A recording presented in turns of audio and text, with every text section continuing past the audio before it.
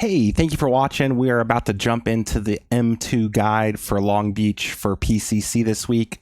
I believe we're on week 8. So we're getting to the end of the season. So thank you for everyone who's supported the channel through this process. The likes, the comments, the subscribers. I really appreciate y'all. We're going to kind of replicate what we did last week. We're going to do the hot lap first. Then we'll go through, do the track walk. And then from there, we will look at the setup. I'll kind of explain what I did. I did put a lot of effort into this setup. I posted something, I think, Wednesday or Thursday last week in the Discord. Tweaked it. I kept kind of coming back close to the same thing with some slight adjustments. So I think the core of it was really good early on. And I got a lot of experimentation out of the way. Feel free to join the Discord. Link will be in the description below. Even if you don't want to chat, just grab the setup and dip. That's all. That's fine with me. But if you want to get involved, you want to communicate, join the community, talk about the setup, your races, anything like that, you're more than welcome. But with that, let's jump into the hot lap. I believe it was a 1:29.29 and track temp was 1:15. So yeah, we'll jump into that. Meet back here and we'll go through the track walk.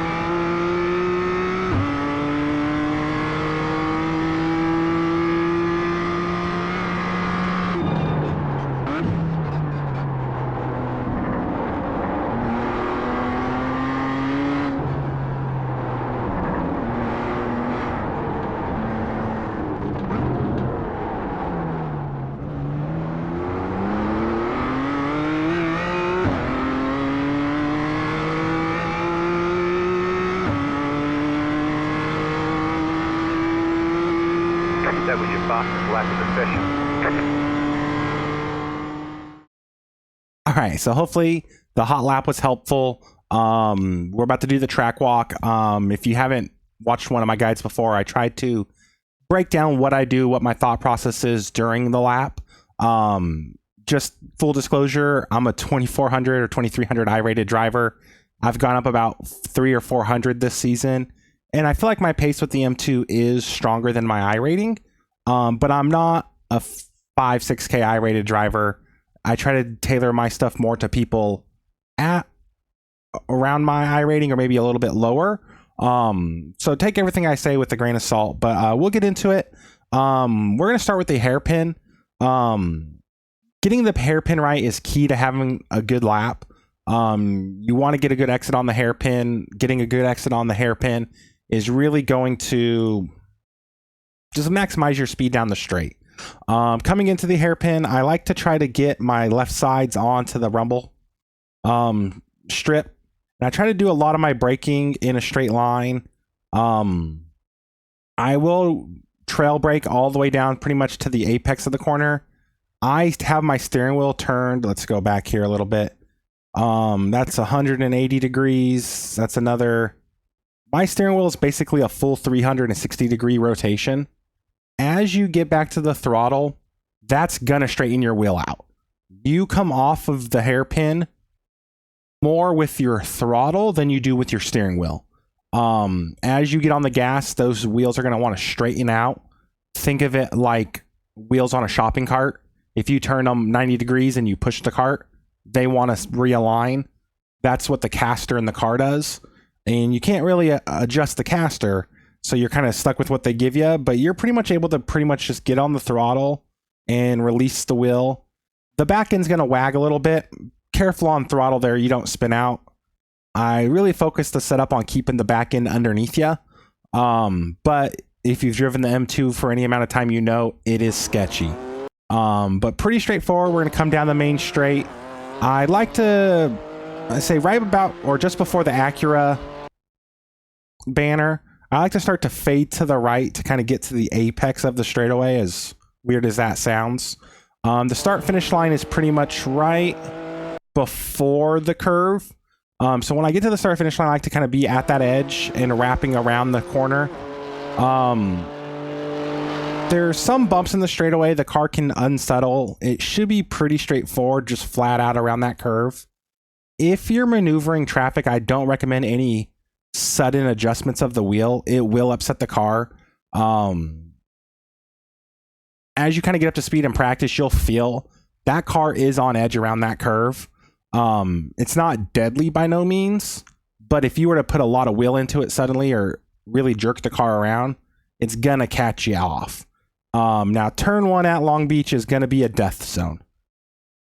Don't try to be a superhero going into turn 1. A lot of people are gonna crash there. Surviving turn 1 all 25 minutes is gonna be your key to a podium, if not a win.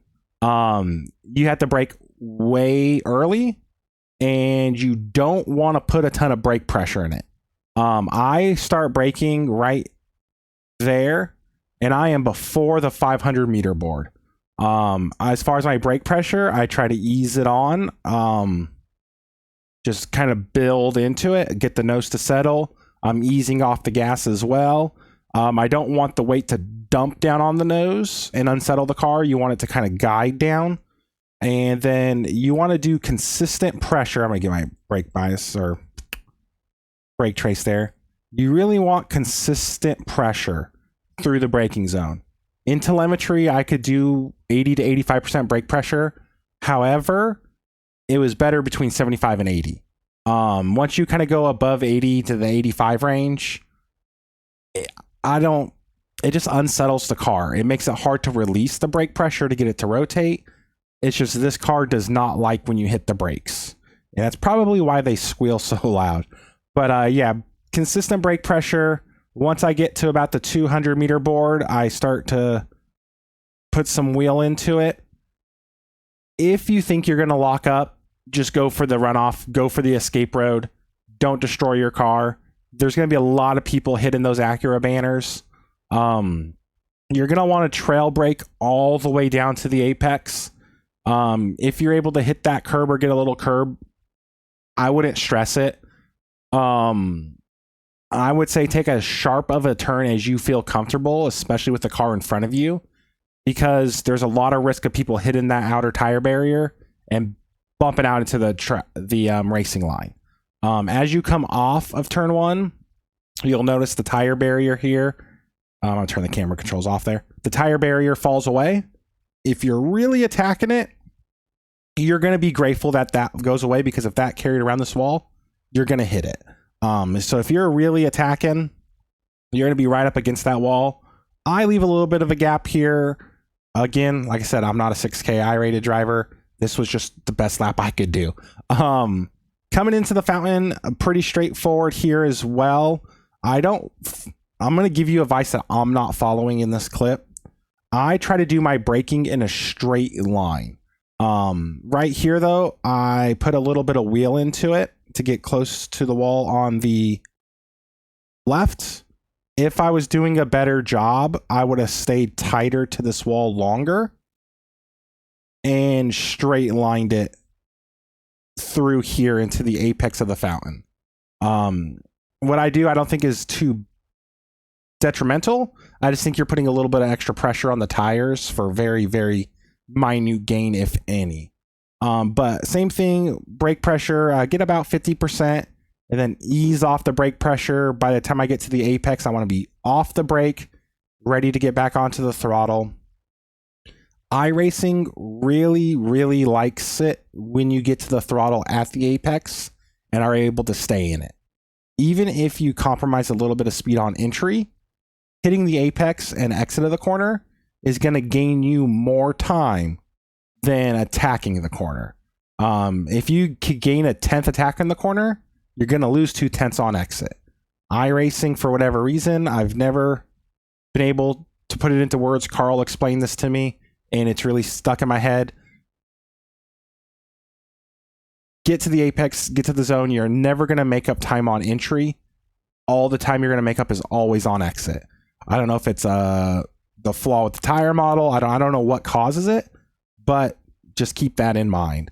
Getting back to the throttle here, you want to hug the wall to the left.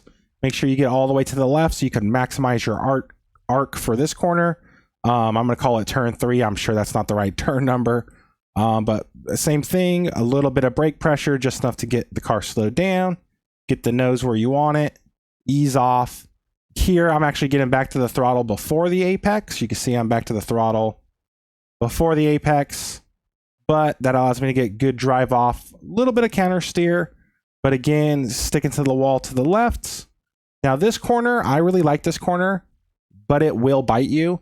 You're gonna want to run over the rumble strips. I don't know how far over you can get. That's as far over as I'm comfortable getting. But as you come off the corner, you're gonna really want to dance with the throttle and the steering wheel. There's a lot of bumps. It really upsets the car. I feel like it doesn't really show it here in the throttle trace, but I feel like even at this point, I am being very cautious getting back to the throttle. Get all the way out to the wall and then jog your way back across to the right side of the track down the straight. And then I'm going to pause. I am getting on the brakes just before the 300 meter board. Again, consistent pressure, just about 50%. Release the pressure as I get to the apex. And just before apex, I'm back to the throttle. Exit of this corner is a tricky one. The straightaway here where the theater is curved. You're going to want to track yourself all the way out, but at the same time, you need to get back across the track. And it feels a lot worse on this side of the track because you are going from right to left as the track goes from right to left. So it's a really long cut back. So if you can shallow yourself up on exit while still carrying momentum, I like to use the red painted stripe as a reference. You can go over that stripe, but I feel like once you do, you made it harder on yourself to cut back across. So right here, I'm cutting back across. Where do I apply the brakes here? We'll stop right as I get, okay, back up a few frames. So just past the 300 meter board, I start to apply brake pressure, consistent pressure, a little bit more than I do for the last corner. Looks like we're about 60-70% brake pressure. Again, slowly releasing the brake pressure as we turn in. Right here, I actually could get closer to the wall. Do what you're comfortable with.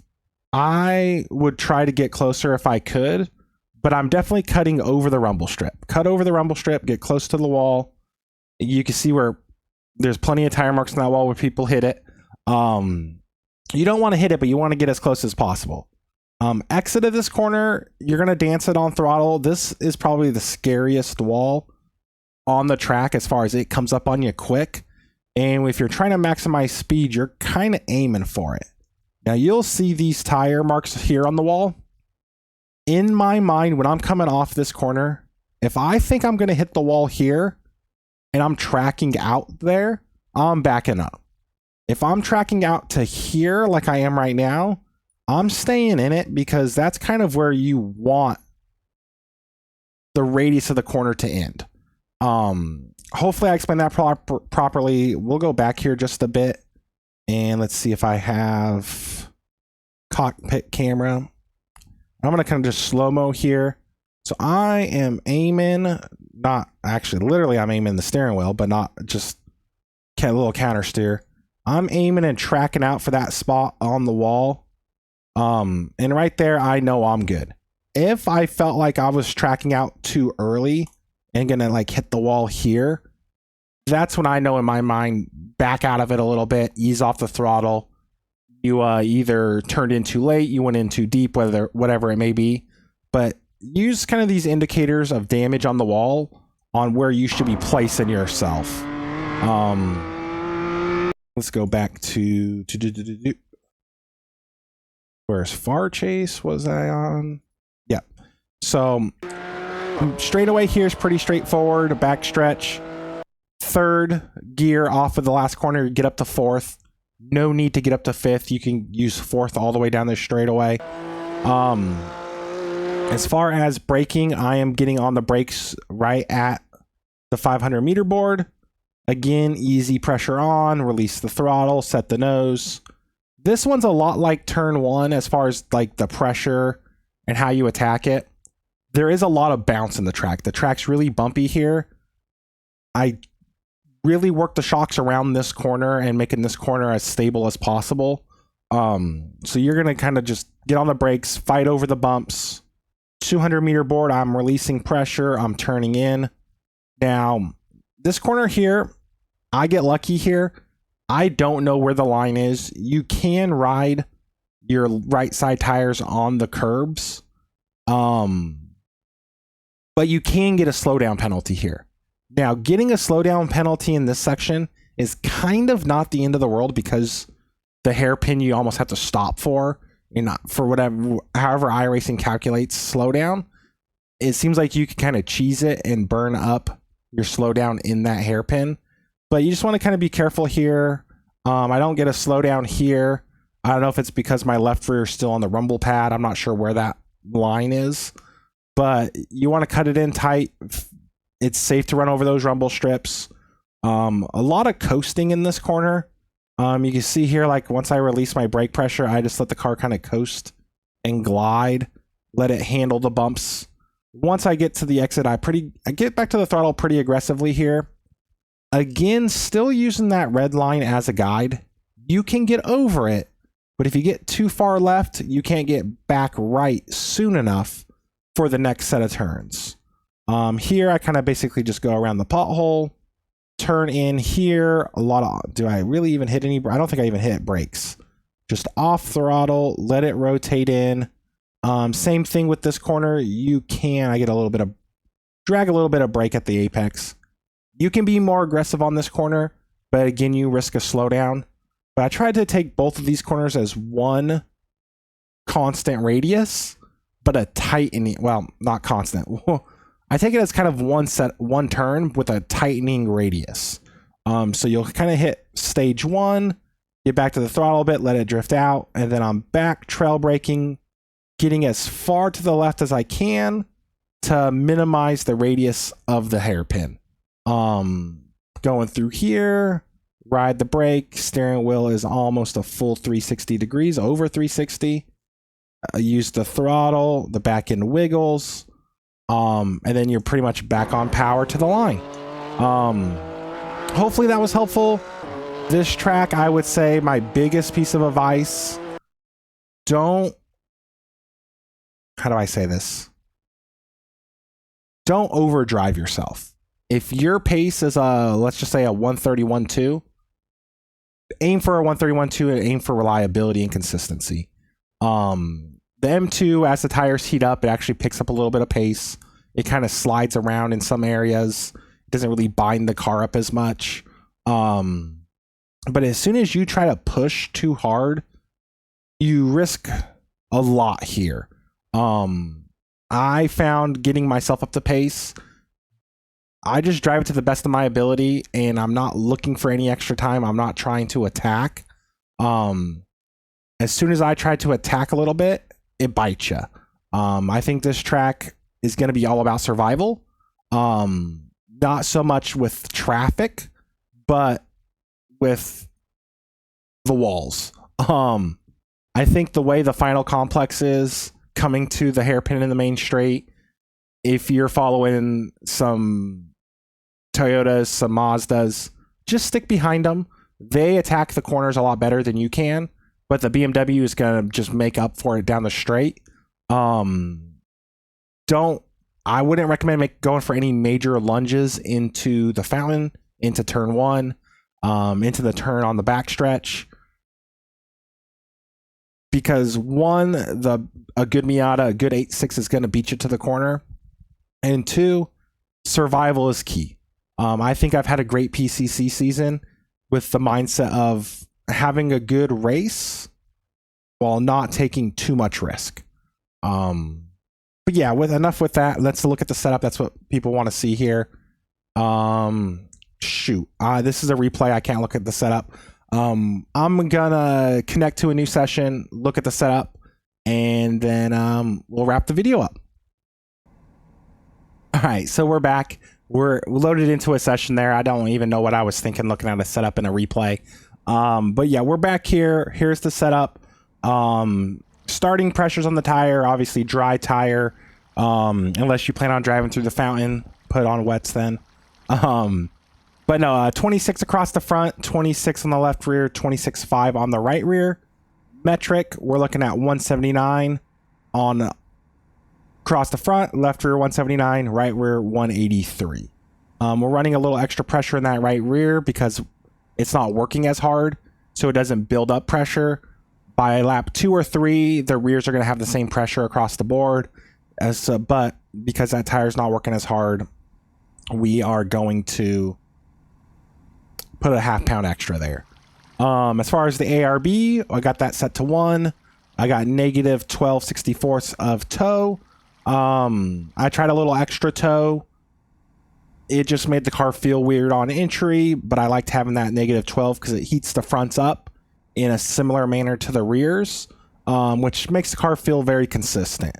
As far as my ride height, or let's do spring rate, 1028 across the front, 971 across the rear. That's the same spring package we've been using all season, the softest spring the car offers.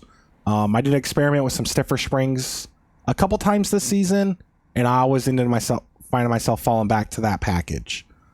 Perch offset 2.3 across the front, which gives us a pretty low ride height, just right above tech. Shocks, we're rocking -4 across the front, -7 across the rear. The one thing, I have been running stiffer shocks in the front and softer in the rear most of the season, but I've also been running a lot of rear camber. A lot of rear camber makes the back a little unstable, but it really allows the car to rotate through the center really well. And I was kind of calming the back end down by having those softer shocks in the rear. Talking to other people like Fox, they were running softer shocks in the front, stiffer in the rear, but they weren't as aggressive on the camber. Because of the nature of Long Beach, I'm kind of combining the best of both worlds. I'm running maximum camber in the rear as far as the least amount possible to give you maximum rear stability, but I'm also running softer shocks in the rear to also maximize that stability. On a smoother track, maybe even at, I think Watkins Glen is next week, I'll probably have those shocks flipped, softer in the front, stiffer in the rear. But with the nature of Long Beach, I want drivability, I want reliability. So that's why we're running the 4 on the front, 7 on the rear. As far as my camber, 3.8 on the left front, 3.7 on the right front. That is just because of ride height tolerances. If I run 3.8, the right front's too low. To fix that, it bumps up the cross weight more than I would like. This was kind of just the compromise I made. Rear, -2 is the highest setting you can go. So that's what we're running across the rear. I'm also running minimum toe at the rear to minimize drag on those rear tires, cutting the heat down. Fuel, 9.5 gallons, 1 on the rear ARB, and then 1.5 on the rear wing. And it sounds silly. I think 1.5 is at the highest downforce setting. 1.5 has the most downforce. Okay, yeah. What was I going to say there? I think I lost my train of thought. Forget it. I'm not. I forgot it. I do like to run the MDM traction control. Our team for the 24 hours of Nürburgring have experimented with no traction control. It is a little quicker, but it abuses the rear tires. And again, here, I don't want to abuse the rear tires. Map your throttle setting to your steering wheel if possible. If you have brake bias control, use custom controls for this car. Let me see here. I'm gonna go here. You'll do this button down here that says use custom control, and then in control set the throttle shaping to what your old brake bias control was. The M2 doesn't have brake bias, so those buttons are wasted. But a lot of people really like to run with wet throttle mapping. It doesn't take away power from the car. It takes away where the power is applied. So if you have a hard time with the back end stepping out, running the wet throttle mapping can help you. Some people really like it. They rely on it. I don't like it myself. I like to be able to use the throttle to turn the back of the car. It's probably not as good in the long term, but it's how I learned to drive the car, so I'm going to keep doing that. However, I do keep it mapped, one, in case it rains, but two, sometimes in a race, you're just having a rough race, things get away from you. Maybe you get frustrated, switch it to wet mode. That way you're not overdriving and abusing yourself. But yeah, I think that covers everything setup wise. I'm going to switch over to metrics so everyone can kind of see that. One thing I want to note as well, when you change the rear camber, it will change the rear toe. So what happens is let's just say if I'm going to go up to, let's just say 2.5, I hit apply, that went from 1.5 to 2.3. You have to manually put that back where you found it to get it back. So now I'm at 2.5 with 1.5. If I go back to 2.0, I'm going to fail tech. At that point, I just got to put it back. I'm going the wrong way. I never know which way these things are. And I'm good to pass tech. For whatever reason, I mean, it's how it works in real life. If you adjust your camber, your toe is going to be off. You have to redo that setting. In the sim, it could be probably a little frustrating or for people not realizing that. So, yeah, but that's that. Thank you for watching the video. Like, comment, subscribe. That's always super helpful. Feel free to share this setup in your races. This is not a paid set. I'm never going to have a paid set. I do this because, one, I love the challenge, and two, I just want to make the racing better, and this is how I am. So feel free to share this set out there, promote the channel. That's super helpful. And join the Discord. If you want to just grab the setup early, like I said, jump in, take it. You don't have to hang out and chat. But if you also want to talk about your races with us, we got a pretty good group of guys there, and it's a lot of fun, and I really appreciate all of them. So, but yeah, with that, have a great day, good luck, and have some clean races.